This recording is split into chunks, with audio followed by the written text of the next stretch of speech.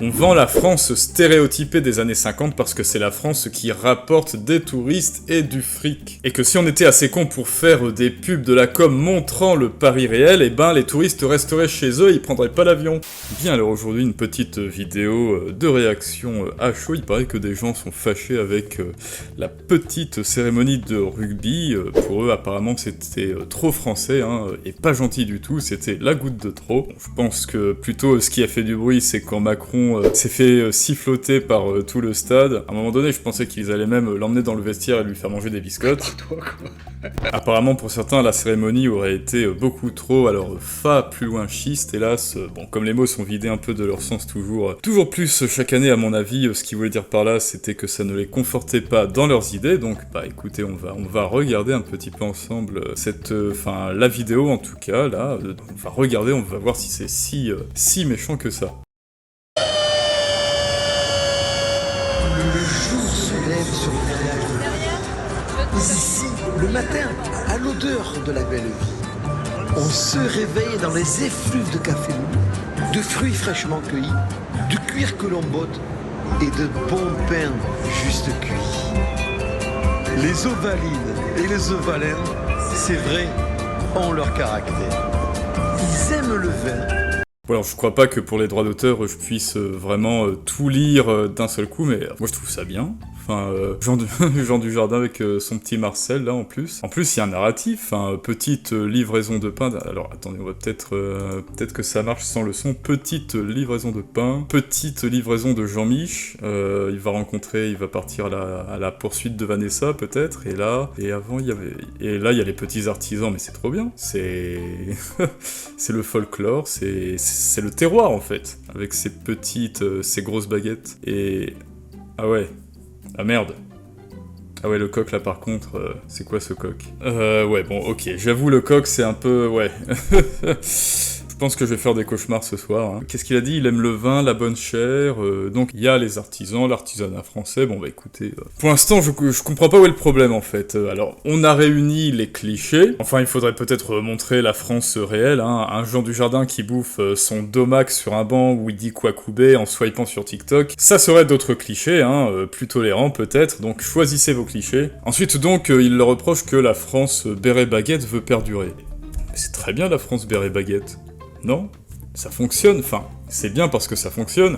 C'est de la com, Jean-Kévin, tu comprends? Tu comprends, Jean-Kev? Pour communiquer au public, on utilise la symbolique forte, le pain, le vin et le coq du cauchemar. Le rugby, c'est le terroir français, et le pain et le vin aussi, donc bah, dans ce spectacle est à sa place, on reste dans la thématique. Je pense, moi, c'est mon avis, dites-moi si vous êtes pas d'accord, commentez. Commentez mes petits poulets, commentez. Et si toi aussi t'es un coq, t'es un petit poulet bien élevé au grain et pas élevé en cage du progrès, n'oublie pas de lâcher de lâcher un pouce et de t'abonner. Bon mais d'ailleurs, alors c'est quoi leur source au juste? Alors, leur source pour dire que c'est nul, apparemment, c'est X, enfin, c'est Twitter. Oh, comme c'est bizarre. Oh, comme c'est bizarre. Les gens sur Twitter n'ont pas aimé, donc c'est nul. On se demande quelle espèce traîne sur Twitter toute la journée à rager sur la vie et à faire son sel. Moi, j'en sais rien, je dis comme ça, dites-le moi si vous avez une idée de qui il s'agit. Et donc, entre autres, sur ce fil Twitter, il y en a un qui nous dit ce que l'on vend au monde, au reste du monde, c'est une France des 50s, des années 50, blanche. Pourquoi est-ce qu'on ne vend pas la France multiculturelle?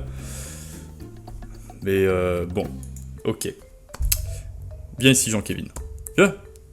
Donc oui, objectivement, bon, on va la repasser, alors attendez, je vais zoomer un peu pour que vous voyez. Donc oui, objectivement, cette cérémonie réunit intentionnellement des clichés. Oui, Jean-Kev, ce que l'on vend au reste du monde, c'est une image d'Épinal de la France, je suis d'accord, et plot twist, tous les pays font pareil. Donc on a du français blanc, oh mon dieu, c'est terrible, avec un béret et sa baguette sous le bras, la baguette de Jean-Mich, et on vend ça, et on continue de le vendre aux Chinois, aux Japonais, aux pays de l'Est aussi, parce que ça fonctionne. Et non, on ne vend pas la France multiculturelle, c'est-à-dire la France réelle, dès qu'on pose le pied à Paris entre deux merdes de chiens, parce que ça ne fait rêver aucun touriste, Jean-Kévin. On vend la France stéréotypée des années 50 parce que c'est la France qui rapporte des touristes et du fric. Et que si on était assez con pour faire des pubs de la com montrant le Paris réel, eh ben les touristes resteraient chez eux et ils prendraient pas l'avion. Et le revenu touristique de la France serait faillite, et donc moins de moyens, et encore plus de Paris réel si tu vois ce que je veux dire. Donc oui, les clichés c'est bien, les clichés c'est bien parce que ça vend. Tu veux vraiment que la France reste multiculturelle et inclusive, Jean-Kévin, eh ben laisse-la au moins faire des pubs de français aberrés. Tu veux libérer Paris du méchant français blanc, laisse-la au moins faire des pubs pour financer ton rêve. Et arrête de croire tout ce qu'on te dit à la télé et dans les journaux, là, oui, parce que c'est comme les combats politiques totalement débiles de gauchos et de droitards qui s'aboient dessus. Oui, parce que ceux qui lisent mes coms, ils le voient bien, hein, mes haters ne sont même pas d'accord entre eux. Ah, t'es un gauchiste, ah, t'es un droitardé, donc quand je fais une vidéo sur Stéphane Edouard, je suis un gauchiste. Quand je fais une vidéo sur le wokisme, je suis un droitardé. Et ce qu'il faut que vous compreniez, c'est que tout ça, c'est de la merde. Au siècle dernier, les politiciens, bon, ils débattaient entre eux, gauche-droite, mais ils se comprenaient, ils se respectaient, et ils étaient intelligents. Mais ça, c'est fini, ce temps-là, c'est fini. Les gens s'en foutent, ceux qui vendent, c'est le drame, c'est ça qui crée l'audimat. Ce qu'il faut dire, c'est moi, je suis gentil, et l'autre, c'est le méchant. Il faut polariser, c'est ça qui marche. Et le climat binaire est totalement hargneux de Twitter vient de cette seule stratégie marketing qui repose sur la nature humaine. Viens ici que je te bute, enculé! Et les gens par cette influence deviennent des agents sans le savoir qui financent indirectement cette strat marketing. Alors bon, quitte à financer sans le savoir une strat marketing, eh ben autant financer l'artisanat français, non? Et y a pas de problème, tu peux rager en commentaire, Jean-Kévin, hein, je sais qu'avec ta licence en sociologie du Mirail, tu n'as aucune conscience de la réalité de l'économie mondiale, mais de toute façon, c'est pas moi qui décide de tout ça. Alors ensuite, plus fâcheux, bon, on va y revenir, hein, là. Donc plus fâcheux, la cérémonie célébrerait l'art de vivre à la française, oh mon dieu, c'est terrible, et n'est pas vraiment inclusive. Alors bah, on a bien compris que le lifestyle français, c'est pas bien, et que c'est l'inclusivité. Alors d'ailleurs, même parler français, un jour, ça va devenir oppressif, hein. Vous voulez être un rebelle, mais mangez du fromage, portez des bérets et parlez français, ça ira plus vite. Un jour, ce sera passible d'amende, tout ça, hein. Vous avez pas respecté le quota d'inclusivité dans votre phrase. Bon, Jean-Kévin, c'est pas inclusif, oui, mais on n'est pas là pour ça, en fait, hein. Rendre la vie française désuète, c'est encore une fois de la guerre de business et de la stratégie de vente, et si tous les Français se remettaient à acheter leur viande au boucher du coin, les McDo fermeraient. Et c'est pas du tout un complot, et je respecte absolument les industriels américains qui ont parfaitement réussi leur coup dans la plus parfaite des non-violences et de leur soft power. Mais donc étiqueter le mot progrès ou inclusivité à toute importation américaine, comme par exemple, à tout hasard, hein, une idéologie qui provient des bas-fonds des facs de sciences molles de Californie, y étiqueter le mot progrès ou inclusivité dessus, c'est un simple alibi pour que ça puisse passer la frontière. C'est pas parce qu'il y a marqué Cabernet Franc sur une bouteille de cyanure que la bouteille va se transformer en vin. Et après, pour vendre la bouteille, ben oui, il faut démonter la concurrence,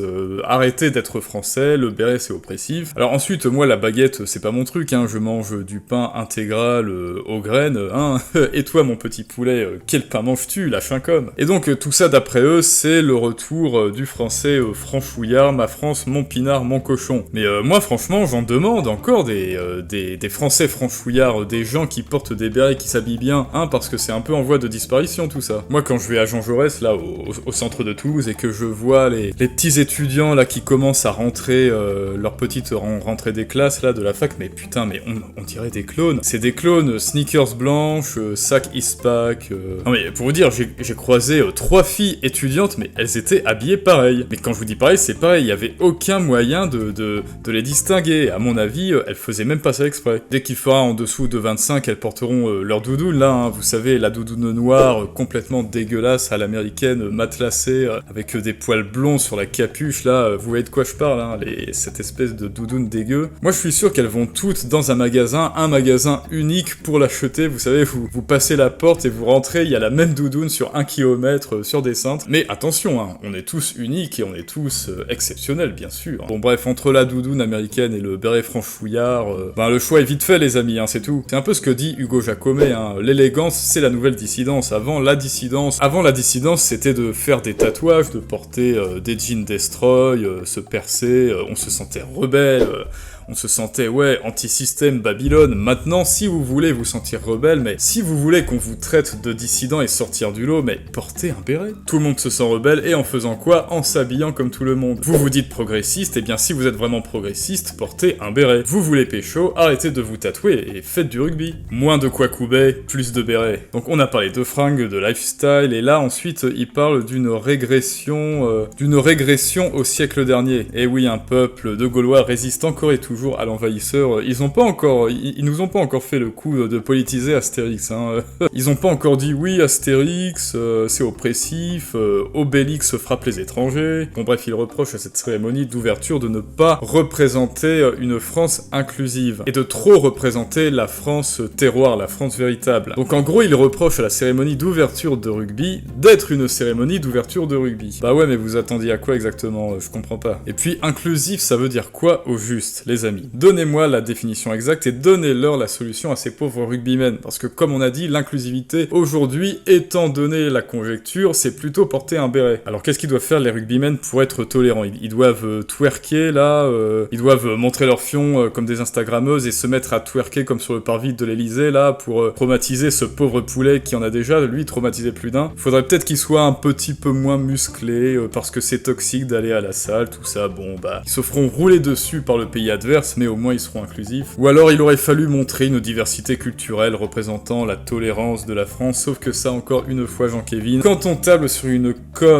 communication woke, c'est à des fins commerciales. Et je n'ai rien personnellement contre ces gens du progrès. Bon, entre un béret et une couleur de cheveux fluo, chacun fait son choix, mais ce que je leur reproche, c'est de trop souvent projeter sur le réel ce qu'ils aimeraient bien qu'il soit pour eux, et pour eux seulement pour leur caprice personnel, et de n'avoir de surcroît aucune connaissance sur la réalité économique. Non mais Sandek, vous croyez vraiment sincèrement qu'ils en ont quelque chose à faire de votre sensibilité, je parle des industriels, de votre sensibilité, de votre petit cœur oppressé, opprimé par la vie, par les méchants bérets blancs? Une marque fait ça quand elle sait qu'elle doit vendre à la génération Z. Et d'après les études de marché, c'est la génération la plus influençable et perméable aux idéologies, donc pour leur vendre un grille-pain, on va leur dire que c'est un grille-pain tolérant et inclusif. Ou un film tolérant et inclusif, hein, parce que le cinéma c'est la première cible. Après, est-ce que c'est un bon film, est-ce que c'est un bon grille-pain, ça, que le produit remplisse sa fonction, ça devient complètement secondaire. Parce que là, à part le coup du poulet KFC, alors pas le poulet KFC mais le coq français, je trouve les critiques de cette cérémonie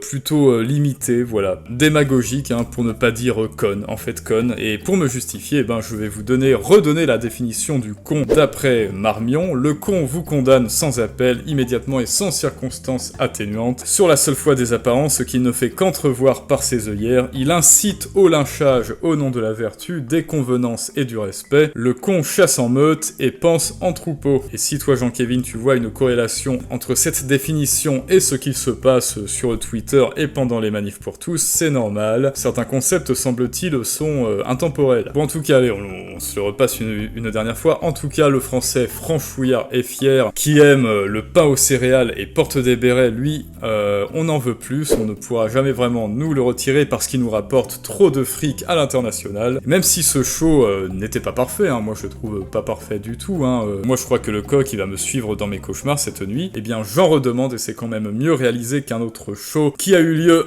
à l'Elysée quelques années auparavant, n'est-ce pas? Donc s'il vous plaît, organisateurs, plus de tolérance, plus d'inclusivité, de représentativité du français au béret, on n'en a pas assez, il est pas assez représenté, c'est quoi ça? Plus d'inclusion, je me sens oppressé là. Allez, hop hop hop, respectez mon ressenti et mettez tous des bérets.